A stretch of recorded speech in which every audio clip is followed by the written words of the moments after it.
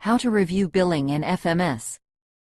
Begin by logging into the Fleet Management System, FMS, for seamless access. Hover over your company avatar at the top right corner and click Billing Details. To check for any overdue payments, you can find them under the Overdues tab and at the top of the Billing Details page in FMS. Access your plan details at the top right of the page.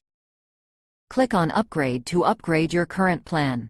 Click on Add More Devices to add more TruckX devices to your account.